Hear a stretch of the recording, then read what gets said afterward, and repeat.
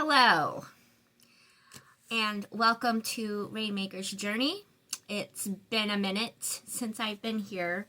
I am back because the pressure from the universe to make my tools videos has just gotten intense.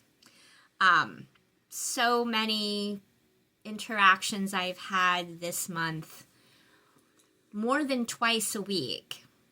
Each week, I'm having an encounter with someone struggling with scheduling, organizing themselves, things like that, task initiation, grounding, all sorts of things like that. And I've really been meaning to do these videos for probably over 2 years now, at least. Obviously, task initiation has been in a play here. I'm still working on overcoming that one. I'm better at it than I used to be. That's not what I'm here to talk about today.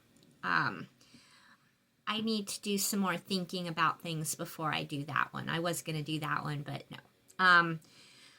So now today I'm going to talk about how I organize myself and do scheduling, schedule myself, organize, stay on top of all the things going on in my life. And if you know me personally, you would know that I have a lot of spinning plates with a lot on them. So yeah, anyway, if you are new here and you haven't watched any of my other videos before that, this is my channel where I started to talk about my mental health journey and strategies that I use to help myself and move forward. And so some of the things that I talk about are how I deal with those challenges and the different tools I use. So anyway, brief overview. I have been in 2 toxic relationships spanning a total of 22 years. I have come through the other side, finalized a divorce last year. I was diagnosed with haven't really been diagnosed necessarily, but in my medical records it does show that I have a missing or malformed chromosome. This led me on a rabbit hole to figure out what's going on with myself and my brain. I figured out that I have Turner syndrome. It's what happens.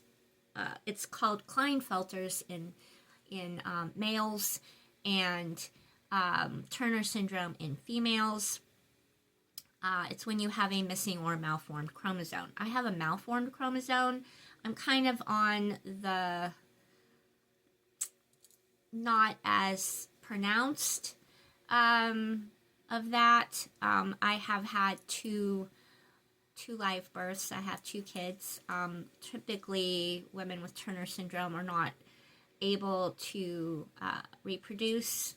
The plumbing is there and works, but it's not effective, basically. But I wouldn't say that I necessarily have ADHD specifically. Like, I haven't been diagnosed. I'm not on the spectrum. But the curious thing with Turner syndrome is there is some overlap with symptoms with ADHD. So I do have executive function issues, most definitely. All of my life. I struggle with task initiation, impulsivity. The other side of that is response inhibition. So, like, I interrupt, and I can't help it most of the time. I have to be mindfully, constantly, like, present and, like, actively thinking about not interrupting. So that's a mindfulness practice for sure, but we'll talk about that on another time. And memory issues. I have issues with working memory, and is it happening now? Working memory. What else?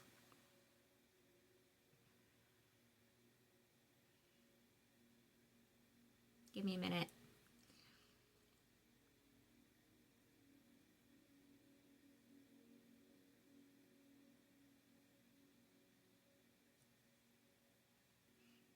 Okay, I had to pause the video for a second. That was taking too long.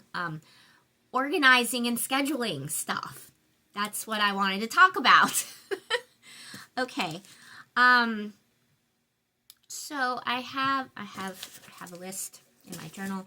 So basic tools and why I use them. So some basic tools that I use for staying on top of stuff. I journal. I make lists. I have like a fat little notebook. I use my phone calendar, which I can't show you because I'm recording this on my phone, and Post-its. Yeah, that's primarily the main tools that I use. So, and they all kind of work together. So and I want to say, these are the tools that work for me. And it took me years to figure this out and work out this system. So hopefully you'll get something out of this video that will help you, and hopefully it will not take you all the years of figuring it out that it took me. So maybe I'm offering you a shortcut. Hope these things help. If they do, please leave me a comment. I would love to hear feedback. I would love to know if they helped you, if you use these tools, if you have found other tools that work for you that you use. Let's have a community and talk about that. That's awesome. So journaling is my first go-to. I go through so many journals. And a journal can be any kind of notebook, fancy journal book. I don't recommend the backs of envelopes and slips of paper unless you have a folder or a box or something that you're going to use to keep them in. Yeah, I've done the randoms. I know someone who does that and writes on their arm, take a picture of it. That's a thing, you know. The main thing about journaling, though, is to be able to write out ideas and, like, basically talking an idea out with yourself on paper. I used to do this, and I know other people do this, where you have that friend or that few friends that you talk to all day, and you tell them the running saga of what's going on with yourself in your day, and you're talking it out with them. Yeah, if you have a friend that's open to that and that's working, cool. But there's things that you want to talk about, and mental processes that, you know, you maybe don't want to go into all of that with somebody. Maybe they aren't, you know, so really writing it down is the best thing, right? And one thing with that too is writing the time as you go along. It's a timestamp, and sort of like documenting throughout your day. And I find that that's helpful because it shows you how much time has passed. Some people with executive dysfunction, ADHD, autism, different neurodivergence, have what is called time blindness, and so you aren't noticing how much time has passed, and you lose track of things that way. I don't necessarily have that, but it does help me track things, of a sense, like in my memory too, like when was that? When did that happen? And then some of us have been gaslit by people. If you're in a toxic relationship or friendship or whatever, and somebody's telling you, I didn't say that, I didn't do that, or blaming something on you or whatever, and maybe your memory is just really screwy and you're easily played that way. You go and you write about it, you write down what time that was. Then you can go back and say, aha, it was this afternoon, early this afternoon. In fact, it was at 1:15 p.m. or something like that, right? So these are just good practices for just in case, right? But the main thing, journaling, you're talking it out, right? So it helps me generate ideas and come up with things and problem solving, right? And then making lists, right? So that is my go-to. So I'm kind of like documenting with myself as I go along throughout my day what I'm doing, and that's just that. I like that. That's helpful. That the lists. So moving to the lists is so like there's different uses for lists. You can make lists of a step process that you need to go through, and I'll come back to that. You can make a list of your agenda. What things do you need to get done in a day? Yeah, those are really like the two main things. Or a grocery list of things that you need to get. Like there might be like I've been needing to get snails for my fish tank forever. It's bad. It's gross. I can't even hardly see the fish. There's so much algae. And so it's like, but when you're out, you don't think of it, but it wasn't written down for a while. I'll forget to write it down. That's the thing, is you gotta train yourself to use your tools. I've been wanting to get some jute twine for making a trellis in the backyard for my garden. So I'll think of it randomly in the middle of something, right? And then I finally went and made a list of stuff I need to get, and then that list, I'm going to move the things on that list to another list, like an agenda, I'm going to run errands today. What was the stuff that I was needing to get? Oh, and I'll flip back and look at that list and go, can I get any of those things today while I'm out? And then I'll take that item and put it on the today list, right? So let's talk about the Fat Little Notebook. Little notebook like this, I find it's the perfect size. Because there's only so many things that I can fit on that page, and I will give myself so many things to do. So keeping it small like that limits how many things that I can write down for myself in a day. Do I do them all? Well, actually, sometimes I do. Look at all those things scratched off. And, sometimes I don't. Not everything on that list. Well, a lot of the things are on that list. Not everything on that list gets scratched off, and then it rolls into the next day. And each it's like you could get yourself a book that's made for this, like a day planner or something. If you want to do that, that's great. I've worked with day planners in the past. Personally, I found that I like the little notebook best because it's just a notebook and I can use it however I want. There's no set structure that I feel like I need to follow. Sometimes the day planners, they only give you so many pages for writing notes, and then there's the calendar, but it's little boxes, and just so tiny to write too many things in, right? So I stopped doing that,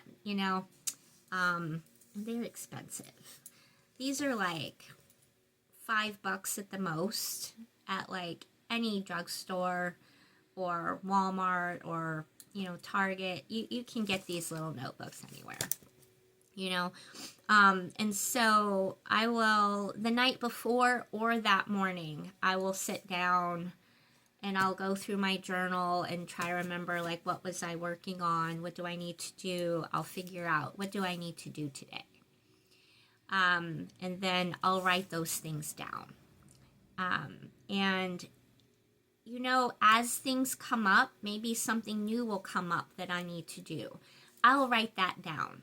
And then I'll immediately mark it off. I'll write things down on this list that I actually already just did this morning, and I've added it to the list. This helps me keep track of what I have done. So, like, next week, I'll be like, did I do that? Flip, flip, flip, flip.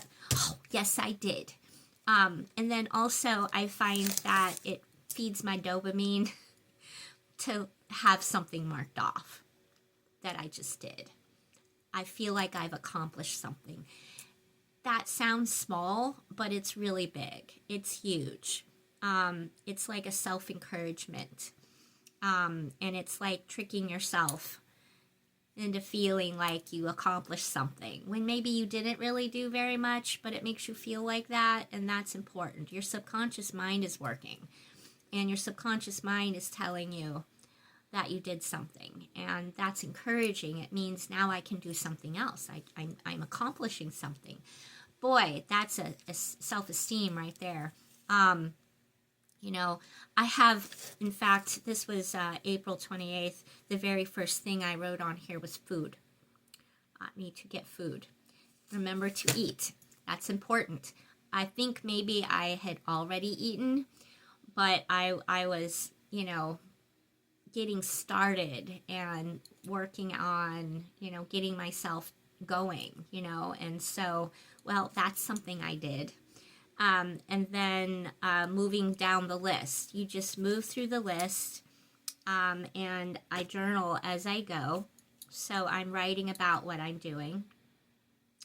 It sounds like maybe it's a lot of work, but it when it's a habit, it isn't, and it gives you a minute to take a break. And we need to take a break. We need to give ourselves a minute to take a break. Another thing I like about this is what I use different colored inks. You may have noticed when I was holding the notebook up. Contrast colors, right? So I can easily see that I've marked something off. And then also, as I flip back through, if I need to look back at some days and see when was that, like, that we had that appointment that we went to, and was there some note about it, right? So I'll flip back and I'll write additional notes in that color that I used to cross something off with. And that tells me it's all part of that day, or that part of that day, right? Another way that I use this notebook is paper clips or Post-its.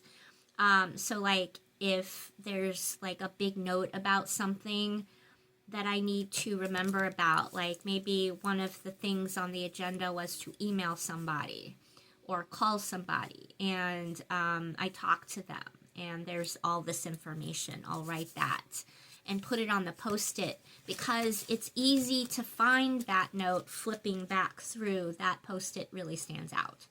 And then I think I have another notebook where, this one where I use them like for like little markers. Like this is a vehicle that I needed to get rid of, and there's information about the Hyundai. And so I can very easily go through my 8 notebooks I have in here and find, oh, there it is. And then like, here's another one. This is talking about my mom's health insurance that I needed to deal with after she passed away. And then records, divorce stuff, I can easily find that. that. And then I also have done paper clipping. So you just put a little paper clip on the top of a page that you need to be able to find later, you know. Those are some things, you know. If you want to be fancy too, you can buy Post-it makes them, I think, or Scotch tape or something. They're the little index tabs that you peel off. You can stick a little index tab on there. You know, just find what works for you. You know, there's all kinds of different things you can use. You know, if you have something on the list that you didn't do that day, and when you're making your agenda for the next day, that can roll over to the next day. Now, what about deadlines? Some things have deadlines. Now let's talk about the phone calendar, okay? So, I understand that not everybody uses a smartphone. Most people do. I'm going to talk mostly about that. However, if you don't, there's all kind of little calendars that you can get. You can even draw your own calendar. You can find what method of calendar use works best for you. Now, the only thing about non-smartphone calendars, the only thing about something like that that's purely analog, as we like to say, manual, a paper calendar, is it does not have the ability to give you a notification. That's the only issue with that. In which case, I don't know. I haven't existed in that world for quite some time. So again, primarily we're talking to the people with smartphones that have calendar apps that have the ability to color code. Let's see. We have I have notes. Yeah. Reminder notifications. There's the adding a description, location, things like that. So, right. That's how I use my phone calendar. I color code everything. So, like, there's my stuff, my personal stuff is like a dark green color. My youngest gets like a light green color. My oldest gets purple. Stuff that's strictly the college related stuff is yellow. Anything related to my nonprofit business is orange. When I was dealing with a divorce or him, it was the dark gray, the graphite color. My partner, her stuff is the red. Anything with my art stuff, Rainmaker Story Worlds, is the dark blue, right? Bills and house things like that are the lighter blue. When I was doing caregiving or anything caregiving related is the pink, you know, so color coding is really important to me. Very helpful. One thing that I do is when I'm scheduling something, so like I'm on the phone making an appointment, and as soon as you're on the phone with somebody and it's like, okay, y'all get the time and date, they want to get off the phone with you right away. Okay, great, thanks, we'll see you. And I'm like, okay, hold on. Wait a minute, let me finish putting this in my phone calendar, and I have them stay on the phone with me until I'm finished. It's okay to do that. They're a service provider or something, or you know, whoever it is, it doesn't matter. Maybe it's not a service provider, but whoever it is, I don't get off the phone with them until I have finished filling out all of the things on the phone calendar. Because, first of all, I don't know if I'm going to remember something about that appointment scheduling when they get off the phone. Like, as soon as I hang up, poof, it could be out of my brain. Yeah, it does not take long. And so what I do is like the thing it is. Well, first I'll put the time and the day, and what it is, right? The important that stuff, and then location. Okay, what's your address? Put the location in, and then color coding, and then what suite number, or if it's like an appointment that's at 10:30, and they tell you to arrive 15 minutes early. I will actually set the time for 10:15, but I'll write in that little ad description appointment at 10:30 so that I know. And yeah, anything else like that? Do I need to bring something with me? I'll put that in the little description thing too. And then notifications, that's like so important. I put a bunch. Put as many as you need. You can always add custom notification. I'll do one like if it's gonna take me 10 minutes to get there, I will put one 20 minutes. I'll put one 15 minutes. I'll put one 30 minutes. I'll put one 1 hour before. I'll put one an hour and a half before.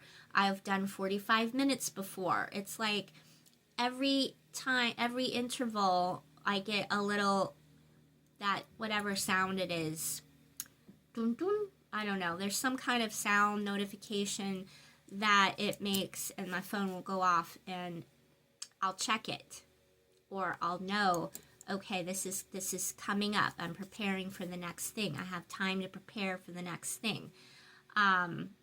So like if I have like that appointment at 10:30, if I've been working on something before that, I have that notification reminder going off an hour before. Okay, I have an hour before that happens, and then another notification goes off. So it's on my mind now. And that really, the phone calendar is like a big tool. I always say, if it's not in my phone calendar, it's not real. And that is real. Yeah. I don't trust my memory. Just don't trust it. You're not going to remember. Even if you do, that's a win. You remembered, but now you have that backup just in case. Because maybe you'll remember up until something distracts you, and then poof, it's out of your brain, right? So that's why we have the phone calendar as an important tool. And planning, you can look at it and you can see the time blocks for things. Oh yes, time blocking. Putting in a time block. So how long is something going to take? Leaving yourself space in between things, right? So you're giving yourself time to transition between one thing and the next. Some people can effortlessly flow between things. Some people cannot. Some people need downtime to process between activities. Sometimes I need more of that than other times. And what am I doing in those between transition times? I'm journaling. I'm writing about the previous experience, like what I just did, what that was like, what do I need to remember about it? Ideas come. Write those ideas down, right? And then getting ready for the next thing, writing to myself about what this next thing is that I've got coming up. And what do I need to remember to do for that, or bring with me, or how do I prepare for it, right? And then sometimes that becomes a list. Let's get now to step process plans. Okay. Step process. So this kind of bleeds into the conversation about task initiation a little bit. The overwhelm of starting a thing. Okay. Your brain there's so many things coming at you all at one time. What do I need to do this thing? right? What's a good example? I can't think of a good example right now, but there are probably a million of them right around me. Okay. All right, budgeting. Budgeting for me is anything math. It's just a lot of math, okay? That's something that I struggle with sitting down and just doing the thing, okay? So, the first thing is awareness. Recognizing that you are having a struggle to engage with a task and do it, okay? That's the definition of task initiation, the basic definition. This is not clinical. But a strategy for doing a larger project is to break it down into baby steps. And you can break it down as small as you want. Like, some days it comes down to the very first thing is open my computer, right? Open my computer, log into my online account, right? And then it might be list all the expenses, list all of my bills. Sometimes it might be look in other notebooks for old lists, right? So I might look in an old notebook and see where a list of the different bills are, right? And then this process might not be the process you want to use, but it's the process that I use. If you have a better process, I'm open to suggestions.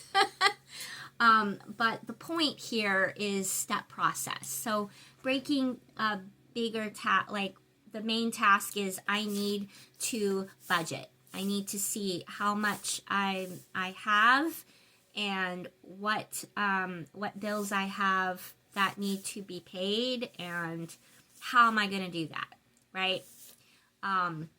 This is just an example.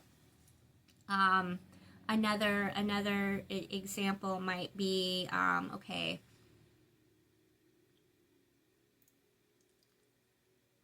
setting up a website, right? What are the steps for that? Oh, well, maybe that's not a great example. I just can't think of something right now off the top of my head. A recent one that I needed to write a step process for was, so I'm now set up so that I can take internships at the Evergreen State College for students that want to do work with radio or interviewing skills and things like that, mainly different stuff like that. So I was having trouble figuring out writing it. So I wrote some step process plans for myself of listing all of the different things that are done in this nonprofit business I have. And then breaking it down into smaller steps. Okay.